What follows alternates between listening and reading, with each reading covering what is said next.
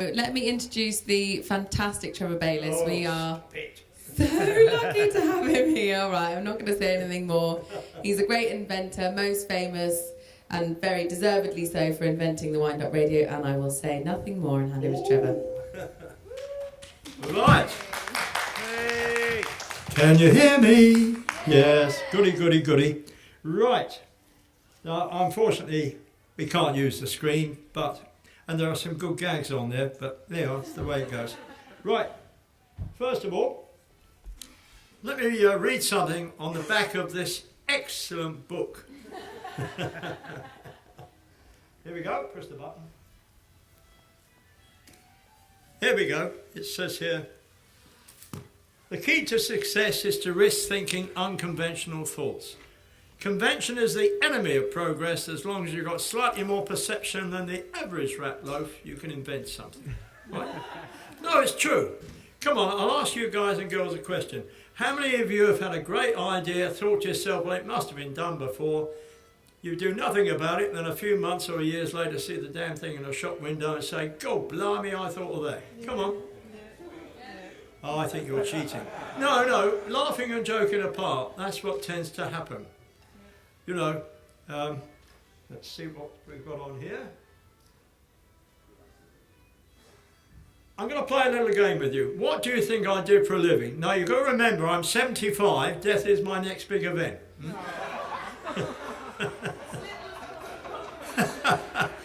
No, but truth be, come on. What do you think I do for a living? Come on. Oh, what? Well, it's a bit obvious, isn't it? What else? Sorry?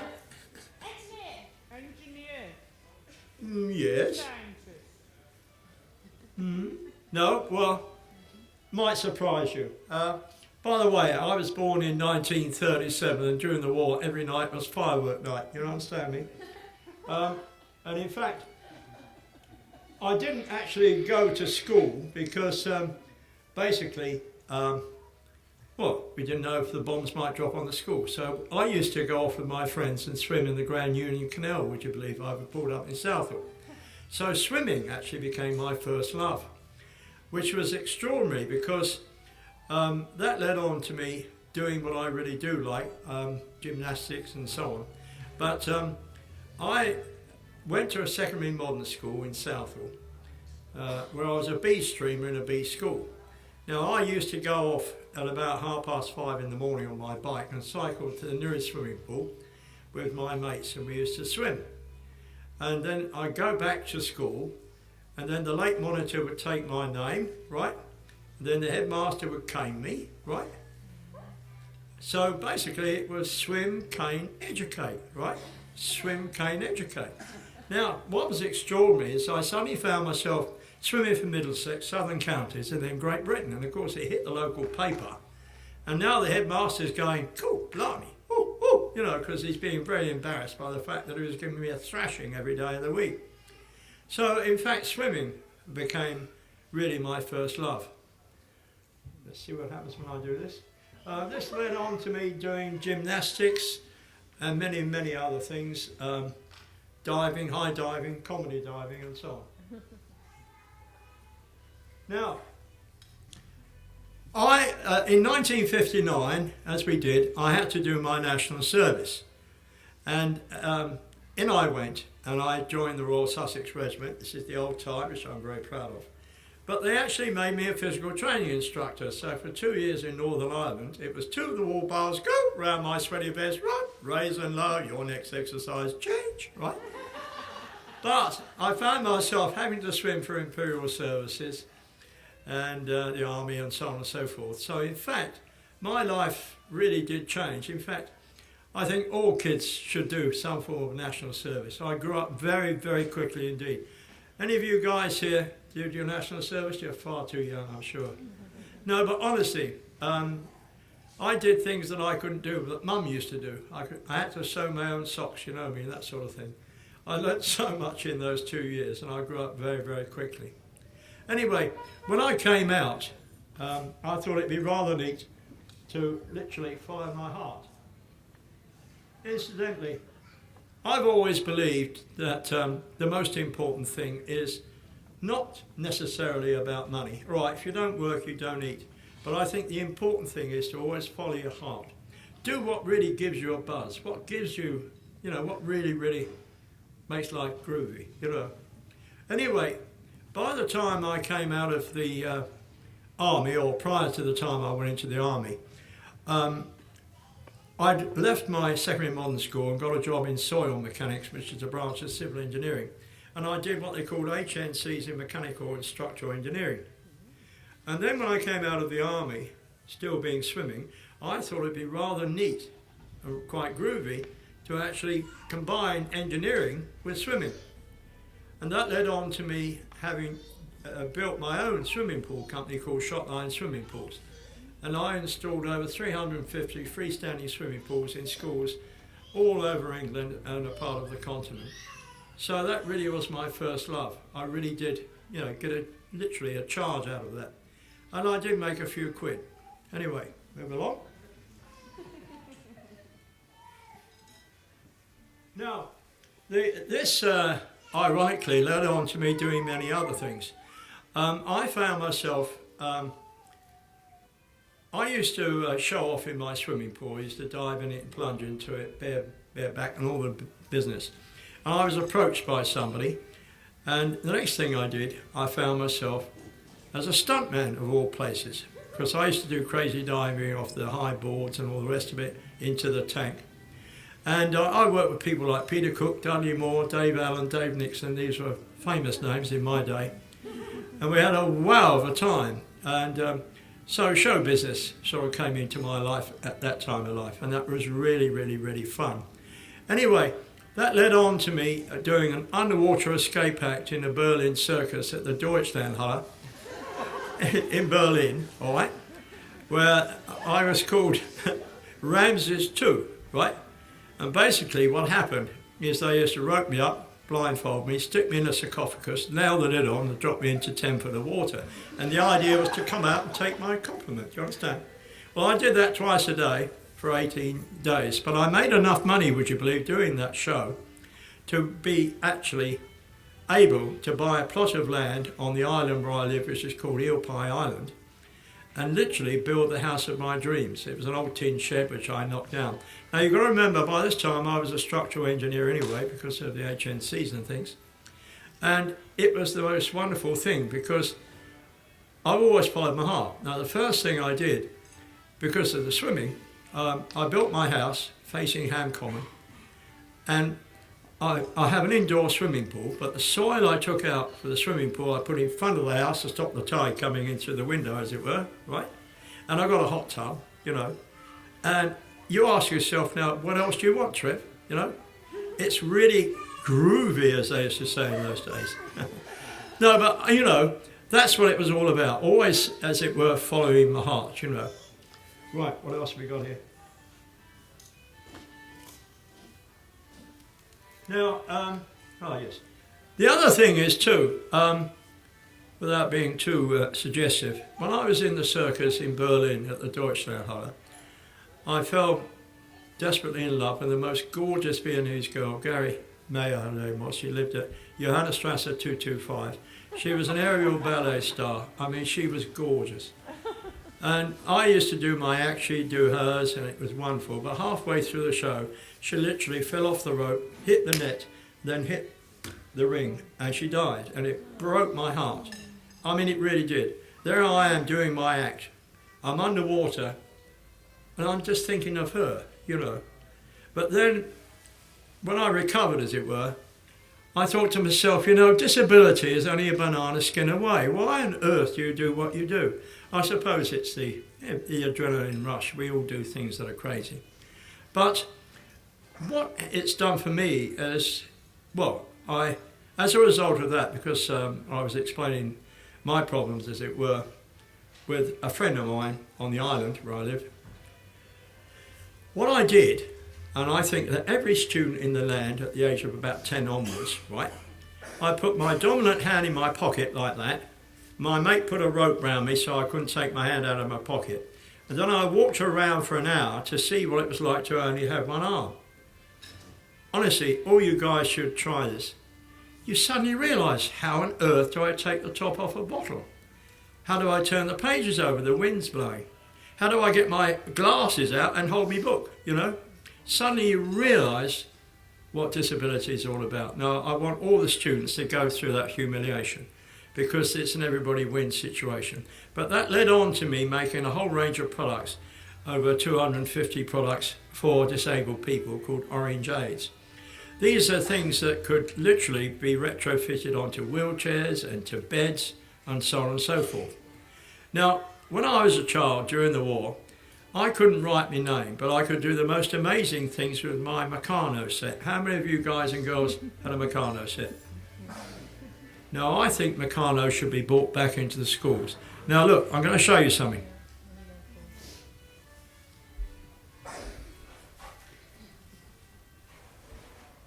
Now, can you hear me? Yeah. Right. There's a little chariot, okay? It's made from Meccano. If I put the sign towards you, wherever I push that chariot, it's looking at you. Can you see that? Now, that, believe it or not, is made with Meccano parts. That's a little gearbox in there. Now, I believe that if all the kids, boys and girls, were taught to use Meccano, then you'd know about nuts, bolts, screws, washers. You know how to fix things. I mean, engineering came into me in a strange way when I was a child with the help of my father. So that's one of the areas why I guess I'm an engineer, simply because of being taught by mum and dad. The other thing is, I must thank my parents. They gave me a wonderful life. My father had a reserved occupation during the war. My mother was a fantastic thespian. She was also a brilliant artist, and she made pottery and bits and bobs. And my father used to do Gilbert and Sullivan stuff and all the rest of it. So showtime, if you like, show business, came into my life with the help of my parents.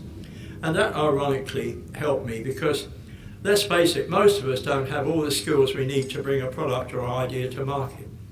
And I was very lucky, because I was always a show-off or a showman, but you wouldn't come to me for your tax returns or any of that sort of stuff. But it's whatever turns you on, it doesn't do much for me, but then if it gives you a buzz, do it. Right. Right. Now, there's an expression. Chance favours the prepared mind. All right? Back to what I was saying about Meccano. Very often, things happen purely by accident. Let's imagine this, right? One day you walk into the lounge and you trip over the carpet, right? All these profanities come out of your mouth. Cool, blimey, we've got to do something about this, right? Now you instinctively go to the workshop and you got a hammer and nails. And as you go back into the lounge, you think, hang on, we haven't paid for the carpet yet. Oh. So as you're going back, you drop things off. And then you come into the lounge again and you just perchance glance up on the wall and you see a picture. That's it. I'll make a giant picture frame which I'll put round the carpet. I'll make it from extruded plastic the same colour as the carpet. I won't damage the carpet, I won't trip over again. Now, chance favours the prepared mind. Now, very often inventions come to people like that. I don't get up in the middle of the night and say I'm going to invent something, In the old days, if I said I was an inventor, people would look at you in the most peculiar way, They always think that to be an inventor you have to have a Viennese accent and some broken glasses and an anorak. You know what I mean? But think back to what I was saying earlier on. We are all inventors, all right? But the thing is, we've got to make sure that people understand what they're doing. Let's move along. Now, the thing is, if you go down the pub or the club and you tell everybody about your idea, once you have revealed it, if you like, then you cannot protect it. So the most important thing is, keep that idea to yourself and look up on the internet at the patent office and you see what you should do or what you shouldn't do. You've got to remember too that if you file for a patent and it's refused, fair enough. You've got to remember, if somebody already owns the patent, they can sue you as well. So the most important thing is to protect your idea before you go down to the pub or club and reveal all about it. All right? I know it sounds boring, but that's absolutely essential.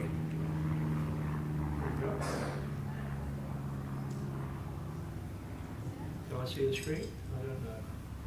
Now, well, basically, the important thing is having the ability, I suppose, to come up with something. Now, most people know about the Windup Radio, but people very often say to me, how on earth did it come about, Trev? Well, I can tell you, it was purely by chance. I was in the lounge one day watching the telly. I could have been watching Come Dancing or The Golden Shot or something like that. But I was watching a program about the spread of HIV/AIDS in Africa. And it was ghastly. These people were dropping dead like flies, literally, being thrown in open tombs. And then they said the only way they could stop this dreadful disease cutting its way through most of the world, or indeed Africa, was with the power of information and education, which could be best brought to these people using radio. But there was a problem. Most of Africa didn't have electricity, and the only other form of electricity was in the form of batteries, which were horrendously expensive. Even now, they're very, very expensive, right? And the disgusting thing is about batteries is you can't tell whether they're alive or dead. And in fact, in Africa, people were being sold dead batteries, literally. Now, so I'm listening to this, and now I can think of myself now, I'm thinking, you know, the old-fashioned gramophone, 78, you know. And I thought, if you can wind up a gramophone, and by dragging a rusty nail around a piece of old Bakelite, you can produce all that sound. Surely there's enough power in that spring to drive a dynamo, which in turn would drive a radio. Now, I went to my workshop, which is the graveyard of 1,000 domestic appliances, right? And literally, I found a small DC motor, which I knew when run in reverse is a dynamo. And I put that into the chuck of a hand brace, and I joined 2 wires from there to the back of a cheap transistor radio, soldered them. It took me about half an hour. Then, when I held the dynamo and turned the handle, I got the first spark of sound out of a radio. Now, fortunately for me, I have a lady friend, Jackie Needle her name is, and she is a patent attorney. And I told her about it, and she was wonderful. She filed for a patent. I did all that I was told. Then I started writing to people, and they all turned me down. People like the Design Council, for example, shot me down in flames. And you think to yourself, hello, am I going loopy or what, right? But basically, you have to have true grit. I mean, the most beautiful thing that ever happened to me was when I first fell in love with myself. Do you understand? I mean, you've got to really believe in what you're doing. Anyway, having been turned down by everybody, I went to the BBC World Service and said, what do you think of this, guys, girls? Love it, they said. And out it went on the network. Guess what? We've got a fellow in the studio, Trevor Baylis, who's come up with this brilliant idea. Do you like it? Etc., etc. And then, of course, the Tomorrow's World team came on board. Wow. Then all those people that turned me down, there must have been 10 of them, right? All phoned up and said, no, we didn't mean that, Trev. No, what a load of creeps. Scum! Right? No, but truly, having put all that time and effort, you've got to remember, inventors don't get paid for the time and effort that they put into creating their ideas. And you think to yourself, why invent? You know, because at the end of the day, you could be literally turned over like a turkey. Anyway, as a result of that, then we managed to get things going. Now, because of my association with disabled people, with all my products that I made for them, I suddenly thought, well, wouldn't it be great if we opened a factory in Cape Town and we employed in Nelson Mandela's words, the poorest of the poor, the disabled, to make the radio. We'll have a heyday. And that's, of course, what happened. And then, of course, wow, the whole thing went crazy. I found myself doing all sorts of TV things and all that stuff. I mean, you know, basically, I'm very lucky because it all came from Mum and Dad. They'd always encouraged me. They were always there for me during those very, very hard times. I mean, it's, you know, I just think I'm a lucky boy. Let's move along. If there's anything else. Gosh. There's some lovely pictures here, but I can't show you them, obviously. But these are what I call crazy inventions, you know. There's a lady there with a toilet roll on her head, for example. This is her invention, and she can use it for blowing her nose, you know. And she has a little thing on the side here, you know, crazy. There was another one which comes right out like this, like a case, and it's for people that are eating spaghetti. Stop spaghetti going on your ears, you know. There's also a photo of a chap wearing a pair of false brassiers on here, you see, feeding his child. Obviously the wife has left him and he has to make his own arrangements. But what's so good about it is you could have one hot, one cold, right? Orange and lemon, you know. But I mean, these are the sort of odd inventions that you see about. But also, you've got to remember, and a lot of people seem to forget this, that we're all inventors. Can you, let me ask you a question. Can any of you answer, give me 3 answers. 3 women inventors. Come on. Name 3 women inventors. There are billions of women on this island, and yet, on this well, planet, right? And I haven't seen one hand go up. Come on, name 3 women inventors. Now that's disgusting. No, it is. Right? A woman's work is never done, that's why we pay them less. No, I mean, joking apart. Ever heard of Mary Anderson? No? Well, Mary Anderson, she invented the windscreen wiper. Huh? No, you should know that, and every student in the land should know that. We've all got windscreen wipers, but how many of us knew it was actually invented in about 1903 or 4 by Mary Anderson? Right? Then, if you move along, you've got Stephanie Kwelek. Ever heard of her? No? No? She invented Kevlar. What's Kevlar? Huh? It's a protective material that's used by the army and the police. Bullet protective material. She actually invented it. It was a woman's invention. Now you see, all the students in the land should know that, shouldn't they? Then you've got Helen Lamar, the most beautiful actress in the Second World War, and yet she did some torpedo technology, would you believe, which is still being used in mobile phones today. All right? I am very supportive of the Women of Achievement Awards. And I think that all the students in the land, men and women, should be made to realise that we are all equal when it comes to the creation of inventions. In fact, it was an Afro-American who invented the traffic lights. These are the sort of things we take for granted, and yet nobody seems to know it. Let's see if we've got anything else on the screen, if I can see it.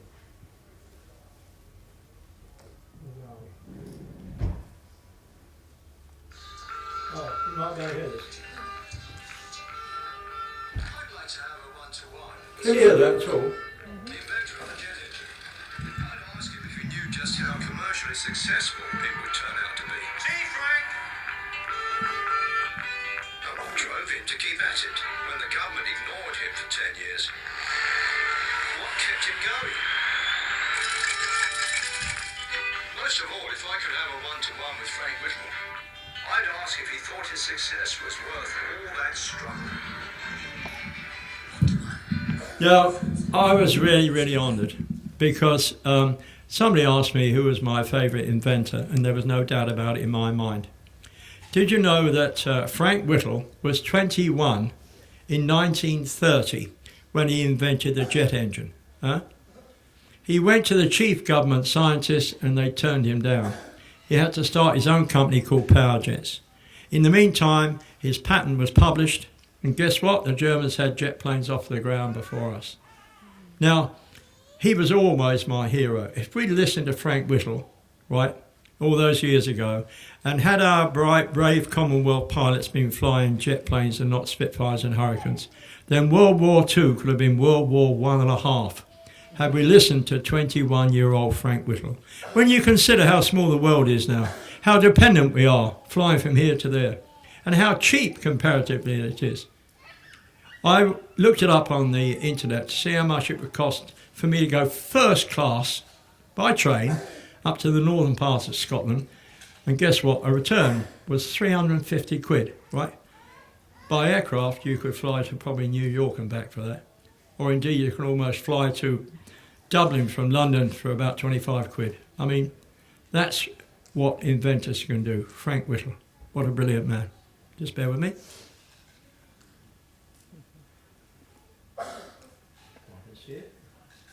Oh, yes. Have you ever heard of a fellow called Percy Shore? Percy Shore? No? Percy Shore, OBE, right? He was the inventor of cat's eyes. Now, all those years ago, he used to cycle on his bike, you know, and the sun used to shine down, or the moon would shine down, should we say, and reflect off the tram lines, and so he could make his way home. Anyway, one day they took the trams away. Now he's got problems, right? So he's cycling along, and as is obvious, a cat's coming towards him, and of course that's how the cat's eyes were invented. Now my contention is this: had the cat been going the other way, right, he would have invented the pencil sharpener. Right. Sorry, ladies.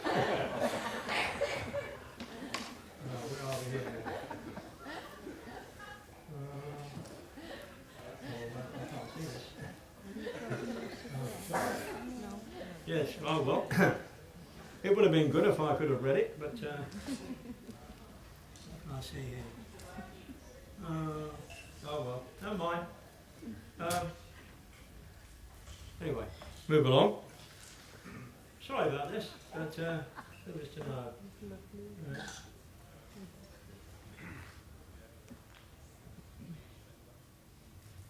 We'll try again.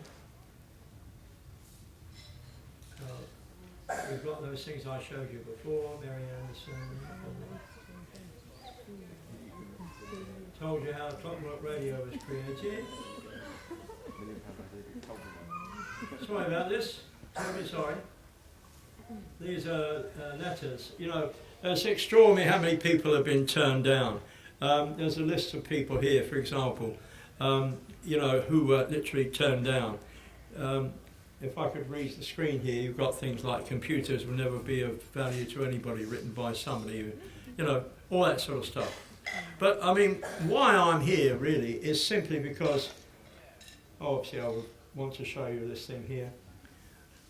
I want to inspire everybody when it comes to invention. I always say art is pleasure, invention is treasure. Do you understand me? Now, what's more important? Dead sheep in formaldehyde, right? Or, you know, Tracy Elm in a dirty bed space, right? Or a paperclip, right? You see, it's those everyday things that you and I take for granted. People will spend £1 billion on a portrait, and yet there are little ideas and little gizmos and gadgets out there that are worth billions and billions. Like the paperclip. You know, that sort of thing. There are so many things, you know, when you think about it, you take for granted. And these are all literally invented by somebody. So, the other thing is, my hero, of course, is the person who really made my product come to market, which was Nelson Mandela. He said yes, you know, and the British Council said no, you know. What a remarkable man. You know, I flew out to Africa and I went to Pretoria to his house and I spent the day with him. Now here's a chap who spent 18 years on Robben Island, right?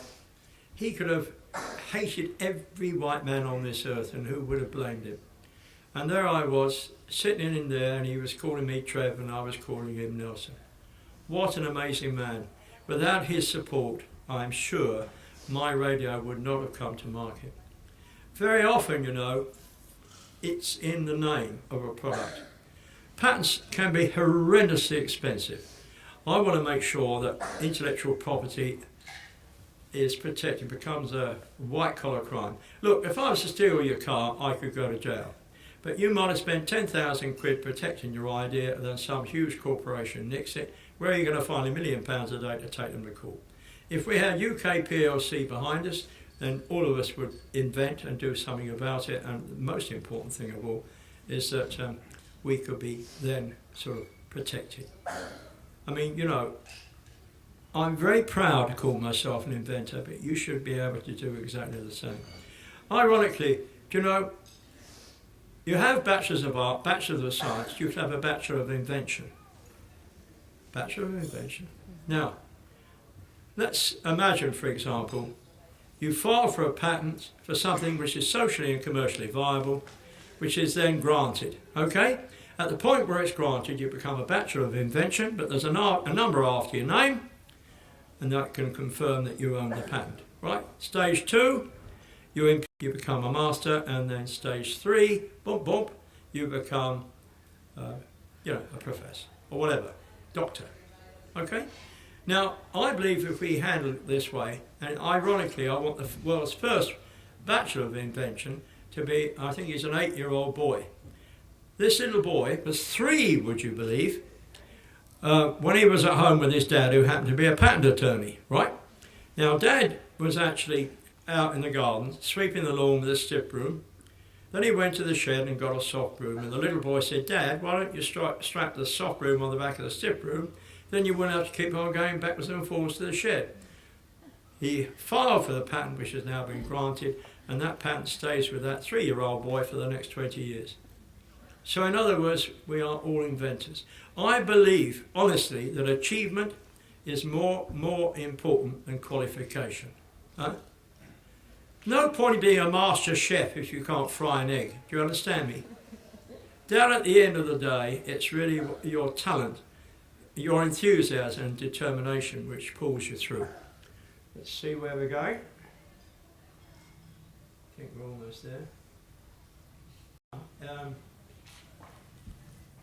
Is starting my own organisation to help inventors. You look it up on the internet. But back to what I was saying about following your heart. You know, I live in Twickenham, and sometimes in the morning I see these guys in their immaculate suits getting on a train at 7 o'clock, and they go right to the end, to the east end of London, where they work in some ghastly tower block overlooking waterworks or something, right? Looking at their watch because there's an important meeting about the staff toilets at 2 o'clock, right? And then they hack their way back from the east end of London. What do they do in the evening? They watch EastEnders, right? God, blimey. Is that a life? Right? Then, of course, he dies at the age of 43 of a heart attack. Boom, right?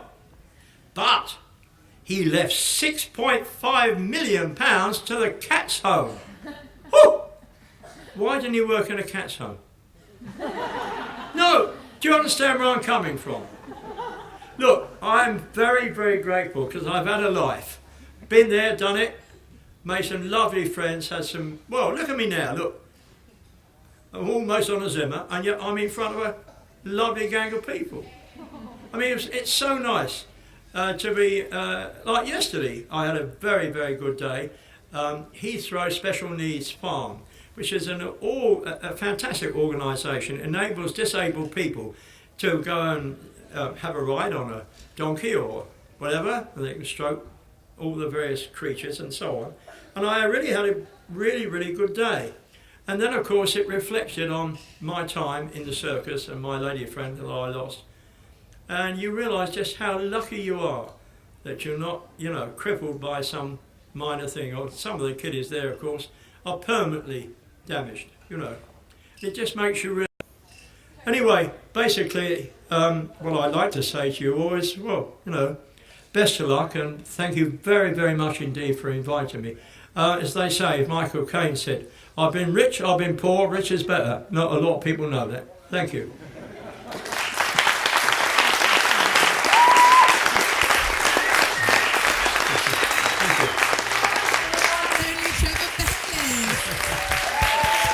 My pleasure.